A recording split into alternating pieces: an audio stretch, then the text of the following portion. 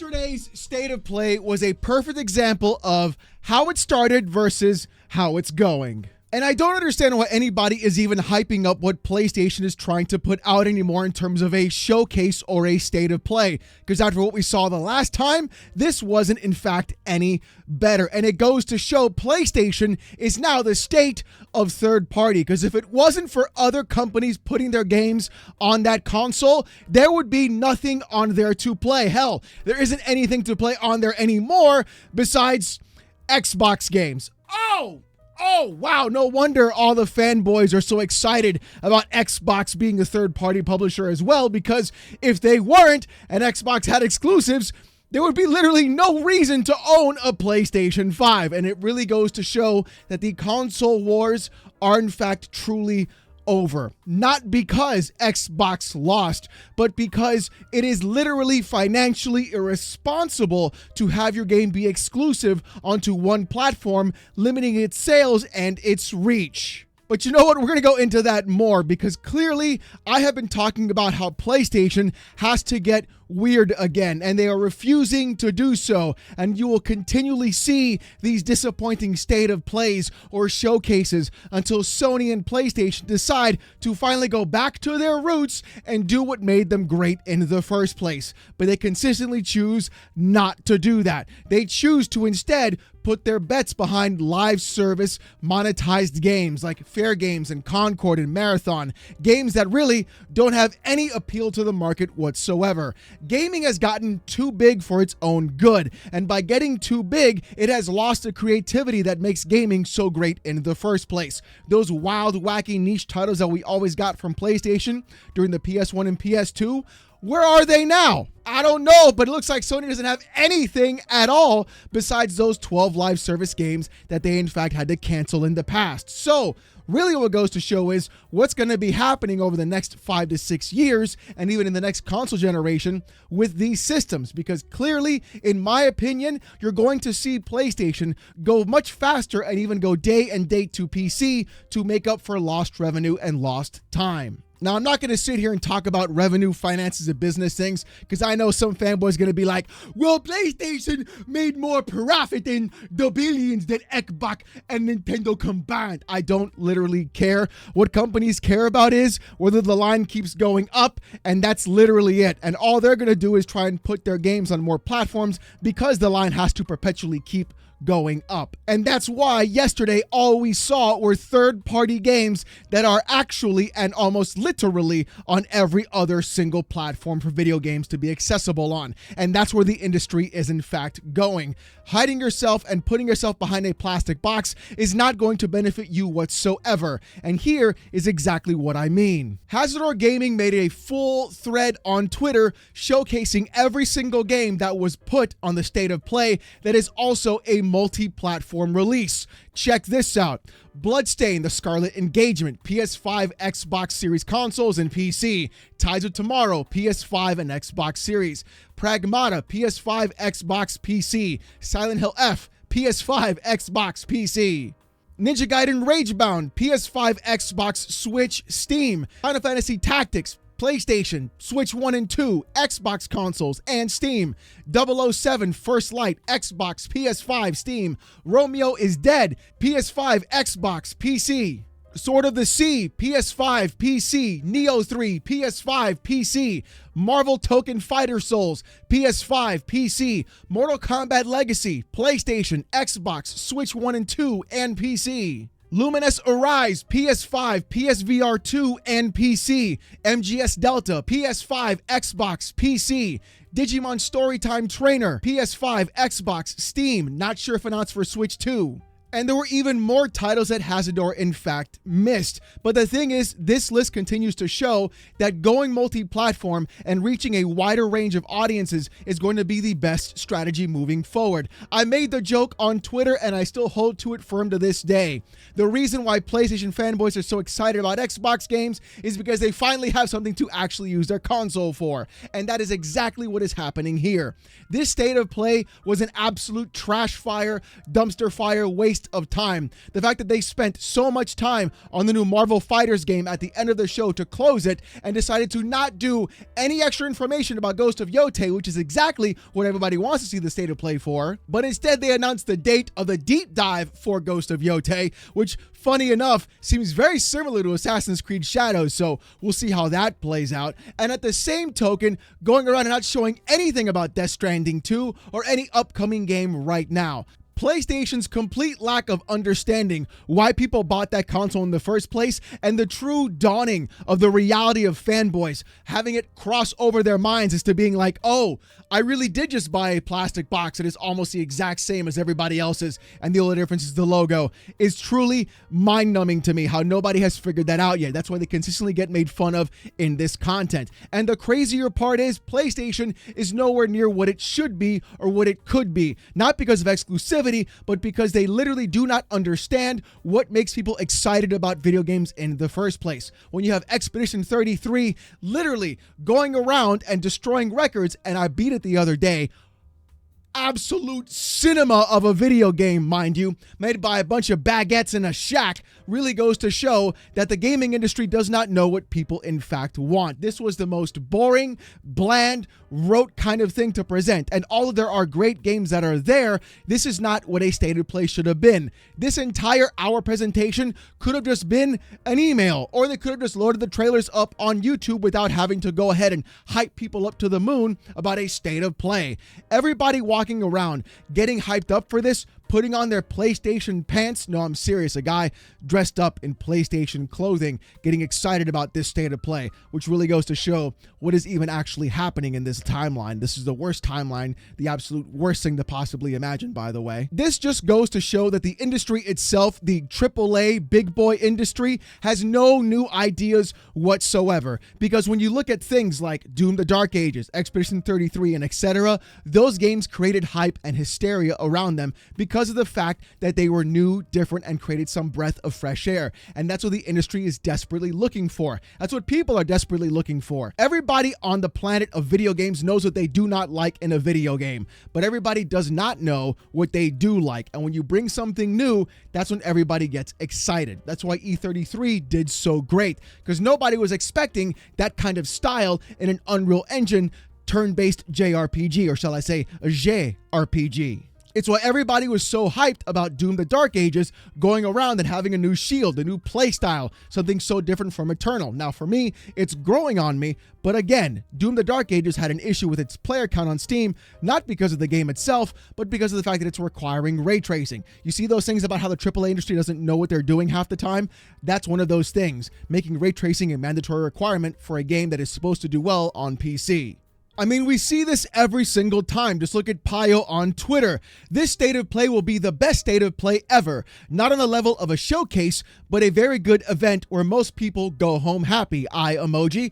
To an immediate response on that tweet saying, do you have faith it will be a W or an L? And 54%, the majority of voters said it's going to be an L. And then you see Pio's response tweet after the State of Play directly. So State of Play 2025 June, W or L show. And his response saying, 5 out of 10 show for me. Some very good stuff like Baby Steps and James Bond game, but lack of first party and quote unquote one more thing. In the end, brings it down a little bit, so a middle W to L show. That's exactly what is happening right now in the gaming industry. No one has surprises anymore. No one has one more thing. No one has the ability to go ahead and shock and amaze and try to do something different for you at all. All they have is, hey, look, here's our kind of games that we think are pretty good. They fit a specific set of genres sometimes. You might like them, you might not. But they're going to cost $80, so hope you enjoy that. I mean, even Jeff Keighley couldn't get a positive review on the State of Play on his own Twitter account saying this. How would you grade today's State of Play? A, B, C, or D? Of course, I picked D because I'm a certified PlayStation hater, apparently. And 30%, the majority of voters selected D. There is, however, though, a close second, and that is a B category of 26.4%. And that's what I'm talking about. The fact that there are two different types of markets directly. There are the people who thought this was a good state of play, which gave it a B, and the old heads like myself, a certified, like I said before, PlayStation hater. The difference is, though, this is about the gaming industry specifically. I grew up when E3 was not a televised event. You had to read from it from magazines and get it from GamePro and see that. Then we got into the whole, like, we're going to stream everything and put it on TV through G4 and watch it there. And that's what was like the huge time when E3 was amazing. There's none of that anymore. There's no surprise announcements. There's no shots being called back and forth. There's no ability or reason for a company to try and convince me to open up my wallet and purchase their product, whether it be the box itself or the game itself. Because truly, it's not about exclusivity. It's about providing a product to a customer who's also a gamer. And I think that's what's missing, truly, is the fact that people developing games don't like video games. They just want to go ahead and monetize you as much as possible, whether or not it's the most mediocre slop they can put out or just something that's going to fit a niche of what you want to do.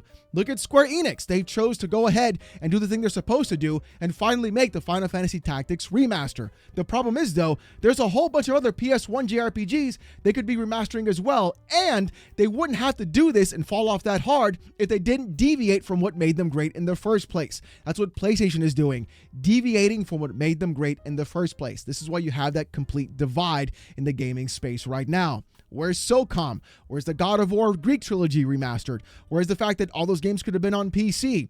Where's the fact that we could have had another Killzone or try that again? Where's Twisted Metal that we could have had? Where's all the other PlayStation 1 and 2 games that we could go back through and have a great time with? Where's Rogue Galaxy? Where's all these things, that all these IPs that they literally have, instead of putting down money about trying to make 12 live service games because they feel one of them is going to hit and they're going to make a ton of money off of you? And that's the problem directly with PlayStation and with gaming in general nowadays in the first place. And I'm not the only one who says that. Jack Move Johnny, certified pony connoisseur commissioner, said this on Twitter. Y'all remember when PlayStation actually made games? I got dudes in my mentions saying, we getting games from the Xbox show too. Drool. And that's exactly right. People are going to twist this in some weird way, being like, oh, the reason why PlayStation isn't making games is because Xbox gave up. I don't know about you, but the last time I checked, everybody's been pretty hyped for Xbox games, more so than PlayStation ones lately. And really, the sales kind of reflect that directly. Let's not lie about these things, all right? It's not about who's been giving up or the fictitious console war. It's about the fact that PlayStation knows its audience, and they know it's all about a popularity contest. They're going to go around and try to serve you whatever they want because they know you're just going to buy it in the first place. That's why games are $80 now. That's why Nintendo is doing the exact same thing. It's all about no longer competing for your dollar. It's become a complete oligopoly. And Microsoft is doing the right thing and saying, hey, you know what? You're not going to buy my console, but you sure are going to buy my games. And I agree with Jack Move Johnny on this other tweet as well. Him saying this: I demand more indie love. I'm being irrational. I demand more first party. I'm being irrational. Send me a link to the knee pads. Y'all.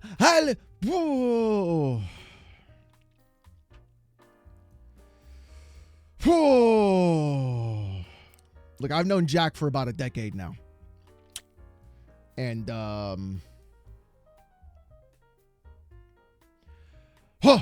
he's 100% right. It's not about Xbox giving up. It's about the fact that every single consumer now that is on the PlayStation brand does nothing more than suck off the company and no longer criticize them. What happened to asking for better? What happened to trying to go ahead and provide proper feedback for these companies? We don't do that anymore. Instead, we have fanboys fighting with each other, trying to push people down because they didn't buy that plastic box. And the result is this directly. This isn't a result of Xbox giving up. This is a clear result of fanboys accepting complete mediocrity simply because the logo on the box is the one that they like the color of. And that's the entire problem with the gaming industry today. I've been saying it and I've been seeing it for a very long time.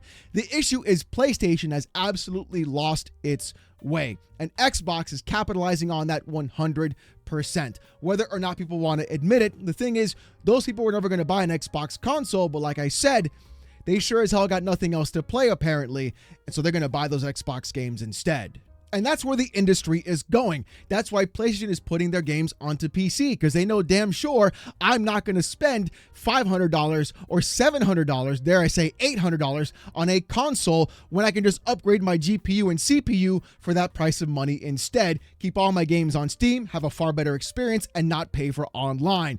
They know that directly. That's why all those games I mentioned were going onto the PC as well and are multi-plat. That's why so many other games are going to be on PC later on after release. Dare I even say soon to be day and date. But the fact that there was no Wolverine, no Death Stranding, no nothing basically goes to show that PlayStation first party, in my opinion, is a long way off of what it should be and what it needs to be, especially compared to their past. Current PlayStation is standing on the shoulders of giants and shitting on them directly because they are nothing more than pigeons to be flecked off of what they used to be in that actual manner. When PlayStation would go around and literally drop the price of their consoles, drop the price of their games, sell more copies, and understand that creating more volume and better quality products are going to be exactly what people need, no, they went the live service route, they went the quick money cash grab route, and they are reaping exactly what they've sown. I hope that the Xbox showcase is infinitely better on Sunday, because I will be streaming that. But if it's any copy of what happened the last time, it's going to be really good. And the only cope that fanboys are going to be having is, oh, they put the PS5 logo in the Xbox show. It's over, baby. It's over what? It's over that you guys finally have games to play? You should be thanking Phil Spencer, because you finally got a reason to have that console in the first place. But you know what? Let me know what you guys think in the comments section down below. Did you like it? Did you hate it? I thought there were a couple of good games that I really liked, and I'm really excited to pick up, especially Final Fantasy Tactics. You should play Final Fantasy Tactics. I recommend Final Fantasy Tactics. Go play Final Fantasy Tactics. I'm no longer asking you to play Final Fantasy Tactics. This is a straight up demand for you to play Final Fantasy Tactics.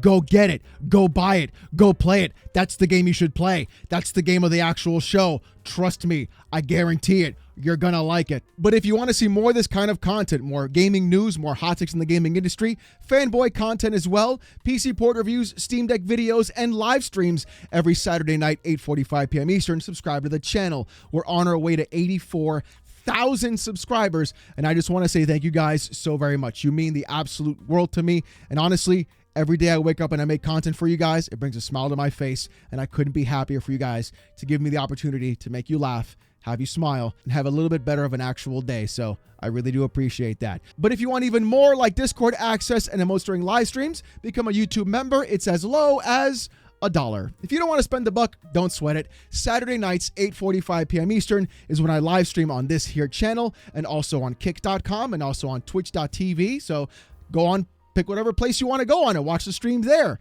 It's an absolute shit show, an insane stream. Trust me, you're going to love it. Saturday nights, 8:45 p.m. Eastern. Just be there. With all that being said, though, thank you guys so much for watching. Hope you have a great one, and I'll see you gooners next time. Peace!